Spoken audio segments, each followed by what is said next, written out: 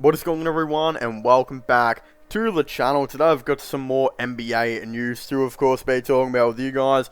Now, I know I am very late to the party when it does come to this NBA news, actually revolving around Lauri Markkanen of the Chicago Bulls, as he actually recently just got signed and traded to the Cleveland Cavaliers. Of course, there might be some interesting things said in this video, mainly because, for those of you who didn't know, I am a huge Cleveland Cavalier fan, and it absolutely weirded me out when I was broke this news. I was sleeping, it was like 8 AM in the morning. Next thing, I've got a phone shoved in my face with someone telling me, hey, look at this, Lauri Markkanen just got traded to your team.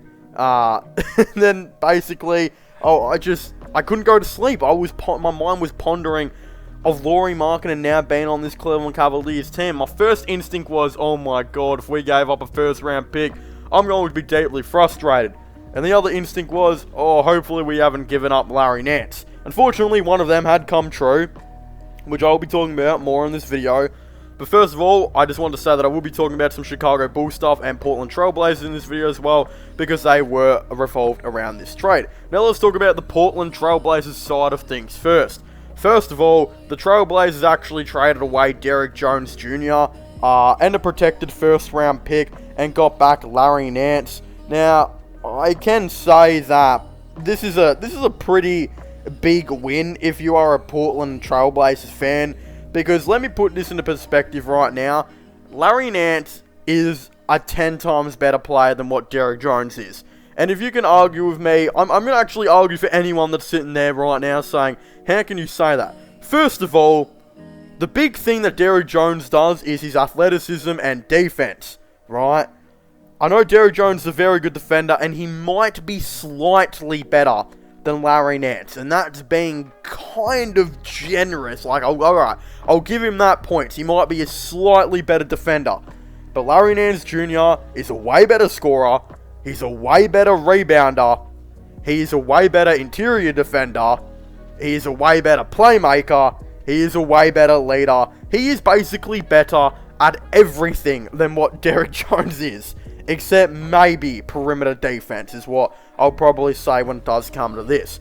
The thing with Larry Nance is what I think really showed a lot of teams really wanted Larry Nance, was because originally it was believed that Larry Nance was a power forward that wanted to guard center, but he was too small for center, and then at times he was almost too small for power forward, and he couldn't really guard other positions. That was Larry Nance's big issue. But over the time, Larry Nance actually ended up learning how to guard the 3 last year. He actually guarded small forward a lot and looked like he was a better defender at small forward than at power forward, and at times he could legitimately guard 1 through 5 if switched onto them. Of course, you probably don't want Larry Nance guarding the opposing point guard, but hey, he definitely learned the capability to be able to do so. Larry Nance is also a terrific defender, a playmaker, rebounder, and most important, leader. He is a very good leader, one of the best in the NBA, and the Portland Trailblazers are just acquired a very good player. Now, that's pretty good for the Trailblazers, point of view.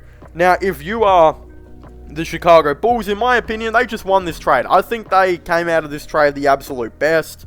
I don't think really anyone lost this trade. I just wanted to first start off by saying, although I do have it kind of ranked on the winners to losers, and I do have the Chicago Bulls as number 1. I think they came out of this trade in an absolute insane way, because no one thought they were going to get a first round pick out of Lauri Markkanen rather in the end. Like, no one thought that. Not only did they get a protected first round pick out of him, but they also got a second round pick and a very nice defender in Derrick Jones, who they were interested in a free agency or so ago, which is one of the big things they really needed. They really needed some forward depth off the bench, dude that can guard really, the 3 and the 4. Derrick Jones has showed he can guard the 4, he can guard the 3. Very athletic player. Again, he is I actually think he fits better in this team than what Lauri Markkanen did, rather. Because Lauri Markkanen, if they brought him back, they would have had no defense whatsoever. And you can't have a Nikola Vucevic and Lauri Markkanen in the same starting 5. It was just never, ever going to work. And they knew this when they traded for Vucevic. So again, if you can get Derrick Jones out of Lauri Markkanen, and that's a win in itself. Not just that, they got a first round pick and a second. Again, don't get that twisted. I'm not saying that Derrick Jones is better than Lauri Markkanen. I'm just saying he's a better fit for the Chicago Bulls. Now, really, the two big things they need to do, the Bulls, is actually go out and get a backup center and go out and get a backup power forward. And considering I believe they still have a mid-level exception, if I'm right, I'm not exactly too sure. If they still have a mid-level exception, they should go and give that to Paul Millsap. Give him like $6 million for like a 2-year deal, and he can come and give you 8 points or something per game off the bench and be an alright player. And then at center, I think you need to go out and get a defensive type center, or just a center that's well all around. Again, DeMarcus Cousins can be that dude. I know his defense isn't great anymore, but you can get him cheap on the minimum, and he can be a nice all around play for them.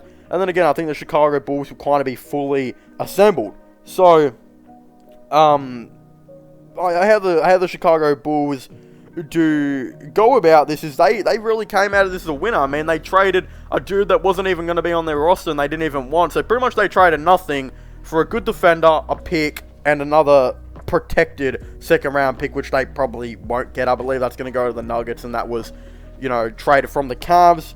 So again, really, the Chicago Bulls absolutely crushed this. But I think the Cavs, who probably came out of this as, I don't know, I feel like them and the Trailblazers are kind of medium. Like, they both didn't really win, but they didn't really lose. They kind of just were on there. There was a real specific winner in this trade, and that was the Chicago Bulls.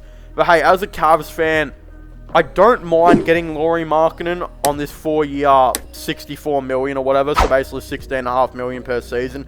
I don't mind that at all, because that's what teams are basically paying players to come off the bench nowadays. And considering they really needed some shooting, that's alright. A lot of people are bringing up the argument, oh my god, they've got too many big men. They've got Lauri Markkanen and Evan Mobley, Jarrett Allen and Kevin Love. First of all, the same people who are saying this are the same people that say Kevin Love is always injured.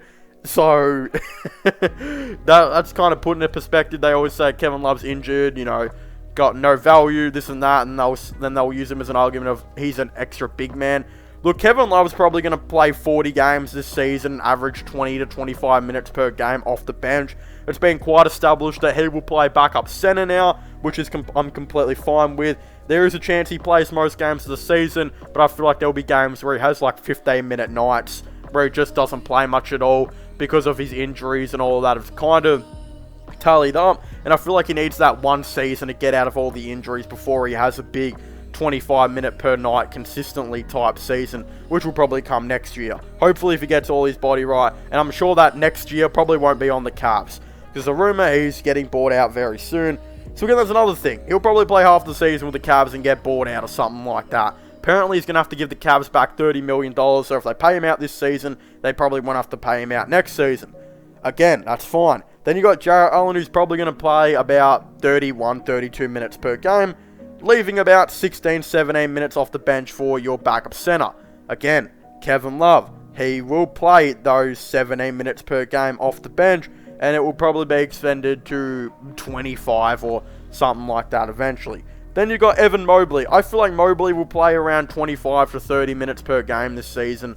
I can't really see him playing an extensive amount of time, just because he's so young, he's very skinny. And then again, I think Lauri Markkanen will play about that 23, 25 minute per game type mark off the bench, which I have a feeling he's the type of dude that would actually be able to be really good in that role and average you like 13 to 15 points off the bench on 40% from 3. If he can do that, then he's boosted up his trade value, because I think this is a good contract for the Cavs, because in the end of the day, it is very tradable. It's not like teams don't want Lauri Markkanen, they just weren't ready to pay him that much this yet.